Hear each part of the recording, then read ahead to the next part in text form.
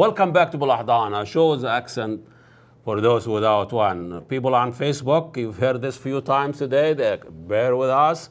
But anyway, as I was saying, it's been more than 25 years, and I have no idea what year we started, but it started in Arabic and we ended up in English, and I don't know where we're going with this, but we're going to celebrate our 25th anniversary, and we're going to put a show about the last 25 years, reminiscent and nostalgia, and bring some of those old shows. I know we started before YouTube, we started before digital, so some of the shows we don't even have, but we try our best to bring a flavor and a theme of all the show, guest, music, culture, community, documentary. It will be very exciting. Anyway, as we all know today, we are in a month of February. This is a black month. No idea what the story behind having a month for blacks. All I know, it is the shortest month of the year. And in black months, history months, I don't know how much history we know, but every black history month, I kind of dig in and try to find out something I didn't know before. And this month, there's a few things I didn't know before, which I know it in general, but it talks about how the blacks, soldier and IG, they were treated in Germany during World War II, and I'm sure World War I too. But the segregation did not stop here. On our border also was segregation there, was the whole platoon, all the blacks together, and segregated from white soldier and officer, and also segregated from the society there at large, so they cannot be showing with the German prisoner of wars. Make sure there would not be an black officer or an IG officer, black officer, overseeing or supervising a German white prisoner of war. It's very interesting that about 10 million blacks went to that war throughout, 100,000 went to this, and at some point they were in Germany fighting for freedom and fighting for the defeat, Nazism, and defeat fascism and defeat white supremacy, but back home is still suffering the same. Even some of them, they say, we don't get homesick. And some of them, they wouldn't even go on their breaks coming back to visit their family. So it's just a sad state of history that we are living here. Anyway, election, democratic debates, history. All I know, throughout my 4 years in this country, that Republican Party always bring in or nominate idiots, average, second-rated actor, racist, alleged rapist, clueless, ignorant. We are accustomed to that. But now the Democratic Party is producing his own. We have now Bloomberg, a white, rich racist coming and to mess with this Democratic Party now and his nomination, and how he defeat Trump, and the issue of people now, the bosses of the Democratic Party are kind of working hard not to let the nomination goes to Sanders. Everybody accuses him all sorts of stuff, socialism and all of this. So it's going to be a debate within the Democratic Party between socialism and capitalism, and the vision we want to see the United States, this country, the future of this country, and also we have at the end Trump. And so let's talk a little bit about why the socialism is getting the bad rap in this country. Is really Sanders a socialist, and what he's preaching is socialism, and how the socialism developed through all the years, and the damage that capitalism done through all these years. It really not been talked about very enough, and we all talk about the damage of socialism, communism, and all that. How did this all evolve? We have our guest today, Jim Kielkopf. He's an economist. Welcome to Balahdan, Jim. Thank you. the history, I mean, socialism, you can see as it evolved from capitalism and what happened in Europe, and you can see some people, social democrats there in half of Europe, probably social democrats. So people accustomed to that are not scared, they're not terrified. But here in America, you hear socialism and everybody seeks shelter, and a little bit. Well, in the simplest terms, capitalism is dominated by private ownership of the means of production. That's what an economist would define capitalism as, private ownership of the means of production. It doesn't mean that all means of production are private ownership, but it means it's kind of the dominant understanding of the way society should be run and what you should kind of achieve, try to achieve is private ownership of the means of production. The reason it's done that way, and the reason we'd argue to do it, is because with private ownership you have multiple market actors that compete with each other to obtain more efficiency and less waste, and therefore more wealth for everybody in society. But if you do it, that's the argument of that. Socialism, the strictest form of socialism, would be what people often call communism, coming from Karl Marx's Communist Manifesto, is really community or communal in the strictest sense, but really comes down to the state ownership of the means of production. And so to put it in kind of the context today of where people are arguing about, even though Bernie Sanders says that he's a democratic socialist, nothing in his work, he's not advocating for the government ownership of the means of production. He's really advocating for what people have called socialism since the 19th century, starting in Europe, which is that socialism is a way to correct for the problems of capitalism, just so that people don't rebel and overthrow it. That's what that is. So socialism is a kind of a capitalist thing going on underneath that in conservatives in the U.S. it's called conservatives and liberals. But you would say liberals advocate for socialism. Really, what they're advocating for is a safety net for people that are hurt by the rawest form of capitalism. That's an interesting point, because when you look at Obama as they say progressive, I know the first black, I'm not sure about that, is a closet white as far as I'm concerned. But anyway, those guys, they call them liberal or left in the Democratic Party, they are coming to save capitalism. Yeah, that's the whole point, and they're very open about it. In this election, that's exactly what Elizabeth Warren is advocating. Her policy positions are very similar to Bernie Sanders, but she's very clear to say that I am a capitalist because she's very clear that she's not trying to advocate for socialism in the form of what happened in Eastern Europe or some of the far left political movements in Europe happened. She's advocating for capitalism, and just wants to correct for the capitalism so that the people with the pitchforks don't throw everybody out in the end. That's what people are worried about. But capitalism has been the dominant force now for how many years? I mean, for about 250 years. But really a dominant force for 200 years. Capitalism is very, very new.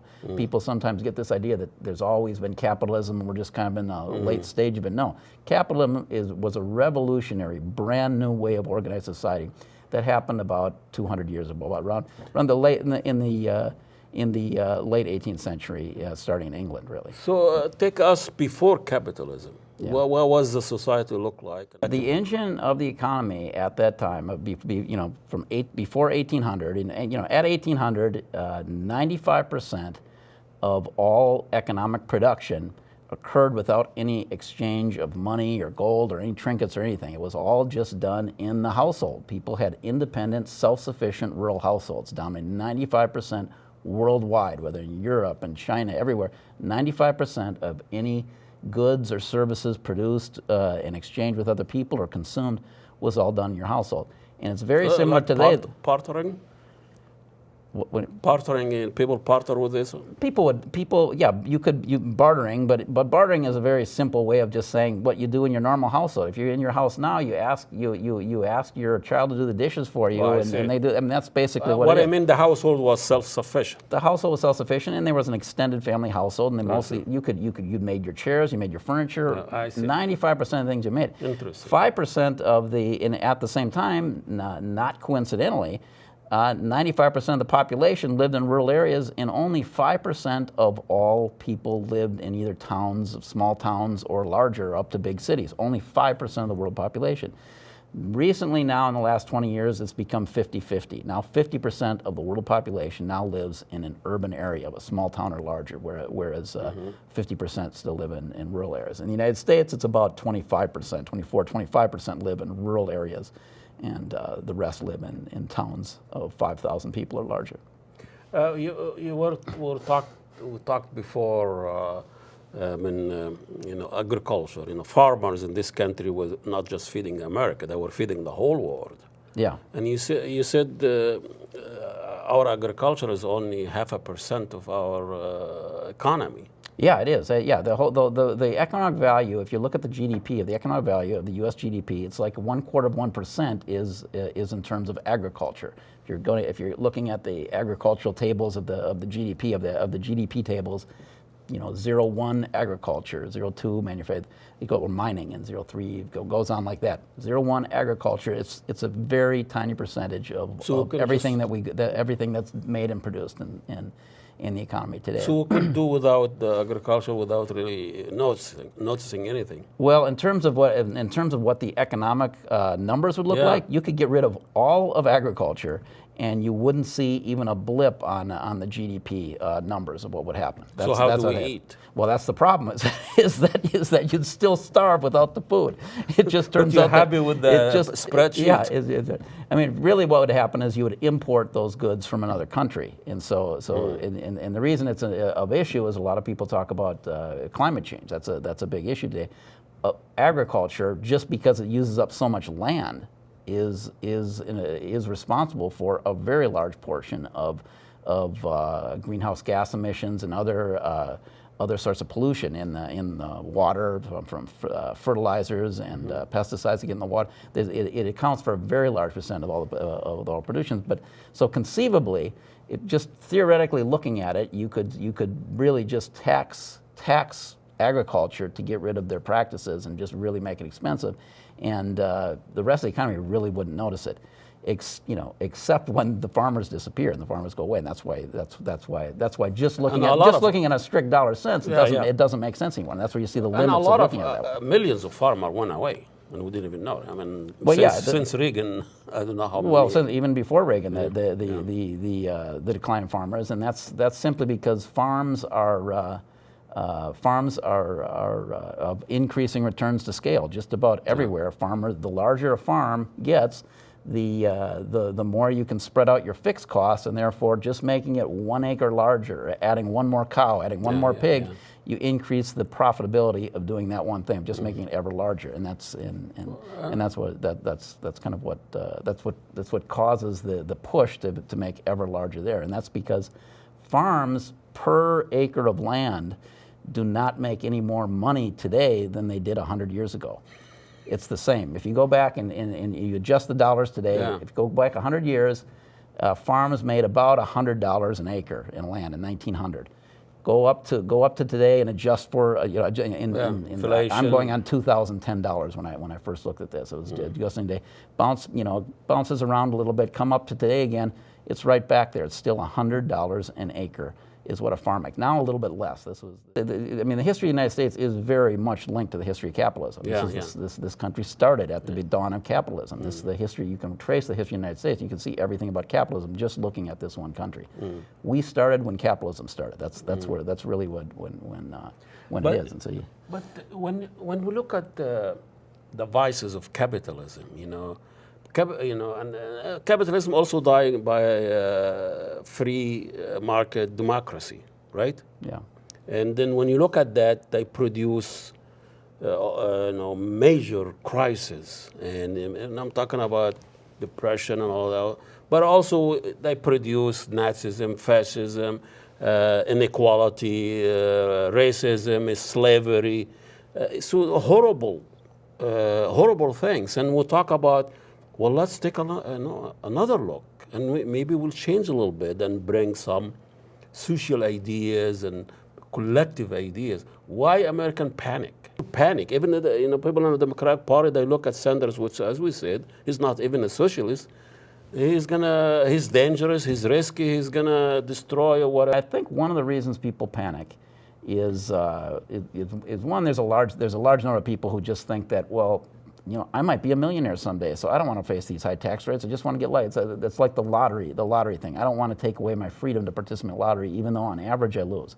But that's probably a small part of it. I think a closer part of it is the fact that it's hard to find anywhere where socialism hasn't really become dominated by some sort of authoritarian top-down mandates from a government from a state apparatus. It's hard to find examples where that hasn't really happened, and that's what people do fear. And I'm speaking especially in Latin America. There was a lot of hope among left-wing intellectuals everywhere in the world, because in Latin America in the early 2000s, starting in the late 1998 with the election of Hugo Chavez in Venezuela, but then with his help, and then with a group called the Grupo del Rio in Rio de Janeiro that had met, and they were all very left-wing communist socialist parties all throughout Latin America.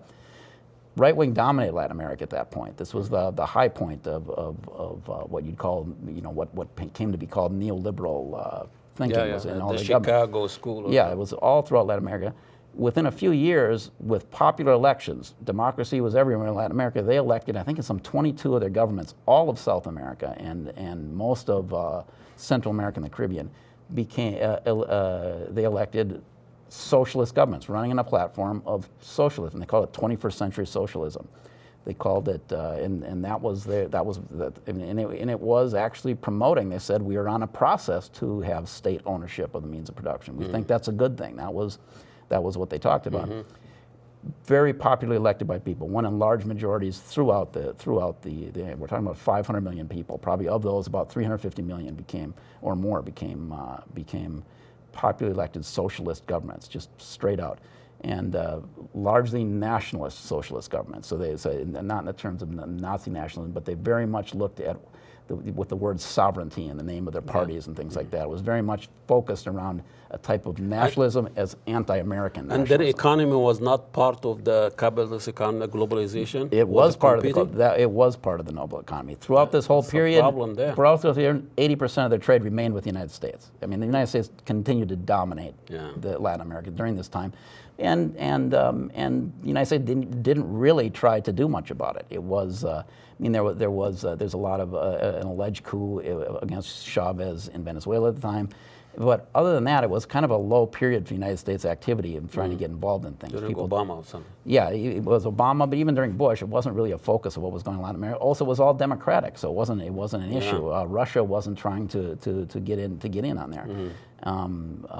Cuba was very much weakened, and so it was an area where they're saying, and it was all Democrat. People were popularly elected. And they still trade with us. So and they still traded with us was the problem. During this period, Venezuela, which was very anti-American. Hugo Chavez would come out in the United Nations, just lambast George Bush. They still sent all of their oil to us. All of their oil would come to us, and that was the same with Iraq and exactly. Libya. There's no reason to dominate a country politically if you can still get everything you wanted out of it. So you just buy it. Well, that's what the Bush said. We'll have to go and get it instead of giving it to us. Why can't you trade? Why can't you? You could have just bought it. Go pay for it. You could have just bought it. Yeah, could just buy it. But so. What makes capitalism so dominant and so effective? Well, I think in the last, whatever, 100 years, let's say. Well, part of what makes capitalism so effective, and the reason it gets adopted very quickly by societies that get exposed to it, is because it gives so many people power. And power is very important to us. Just real power or perception of power? It's real power because if you think about what power is just getting other people to follow you, to do things. I mean, that's what it is, the basic concept. It's what you call communicative. Hannah Arendt kind of defined this as a communicative definition of power. And what it is that you get people to stop doing something else to do something as a group. And if you're the leader of that group, you've got power. And so because you have followers. But that group doing something for their own benefit or for just a few? That's what we will find. That depends on the group and what their aims are and what the goals of the group are and what the leader can convince people to do. Well, when you look for 1% on 80% of the wealth, we know what group we're talking about. Well, right now you can say in capitalism right now, but from capitalism from 1945 up until 1980, it was a lot different. It was a lot different because the rules that had been put in place were a lot different. So there is nothing wrong with capitalism except when become excessive or abusive. It's not that there's anything wrong with it. It's just to understand that capitalism is a social mode of people relating with each other that happens to be extremely effective at material goods for people. Lifespan has increased greatly under capitalism. Wealth has increased, and the human population has multiplied several times over. There was 1.5 billion, 2 billion people at most in the early 1800s. Now there's 7 billion people. And the reason is because people can live in cities in much smaller areas and do things just by learning how to interact with each other in markets. And they have the same productivity. Yeah, they have technology. They can also still survive. They can also survive. Only 0.25% really only in the United States, only 200,000 people produce almost all the food in the country. There's 1.2 million farmers, most of them are hobby farmers. 200,000 real farmers that produce almost all the food in the country. And that's enough for everybody. Everyone else can do other things. You don't have to produce the food. And the people and the people produce the food can manage their tractors with an iPod now and drones and things. Well, so it's a fun job now. But you get the bank owning all of this, and you become working for the banks instead of working as self-sufficient as a farmer. That's what it used to be. Yeah, it is, and that's been the way banking has worked. Not just for farmers. I mean, banking itself is very new. It only dates to about the Renaissance with Italy. But how about the effect on the culture itself? I mean, measuring the success or effectiveness of a system or a society by just material production is not that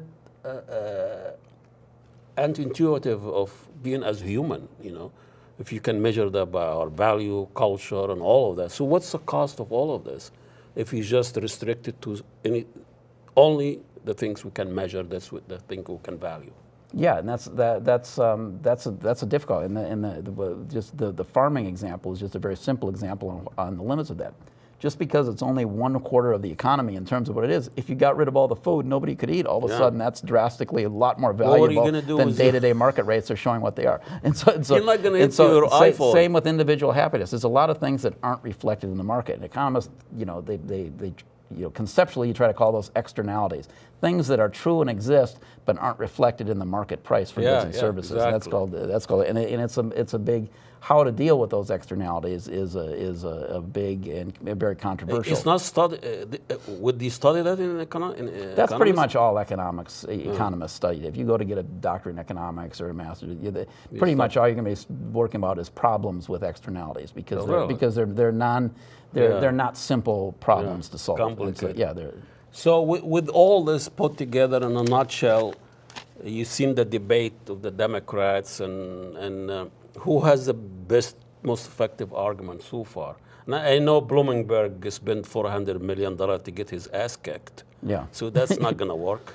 Well, it might work actually because it might be a good bet. Bloomberg and the theory behind the Bloomberg is that a massive amount of resources can get the votes necessary to win, and is this democracy? In most cases, I don't know. It probably is because it's just saying, how normally do you get people to vote? You go out to try to convince people to do things. It might be not an ideal form of democracy to basically allow people to spend money, without limit to buy only your the vote. rich is going to win. Right. And at some point you have to ask why not just allow a legal quid pro quo and pay people, buy people's vote and see how much it is, because it's essentially the same thing. But at the they'll do that in Egypt. Right. But at the end of the day, what we're talking about is a contest for power. Yeah. For people trying to figure out how to get a society to get a sufficient consensus in the society to do things, to arrange your life the way you want to. And there's two very diametrically opposed points of view. On the Republican side right now, which has been taken over by a nationalist party, and a populist nationalist party, which is very similar to the fascism of Adolf Hitler and Mussolini and Tojo in Japan and Italy. Yeah, in Italy. Yeah, these fascists very similar. And in fact, if you were to go back, I don't suggest anybody do this, but if you go read Mein Kampf, much of Mein Kampf is talking about how great the United States is. He goes through and he talks. He spends whole chapters talking about how great the United States is because of its racially his racial immigration policy. Yeah. That's what it is. We should do the same thing in Germany. That's what he was advocating with that book. But I know we have to go here. How did this guy, a reality TV idiot, accused by being rapist, being racist, and all of this, to have that much power and to try to achieve that many things in a few years? Well, I think how is it different than a Harvard graduate, articulate, the guy who saved capitalism?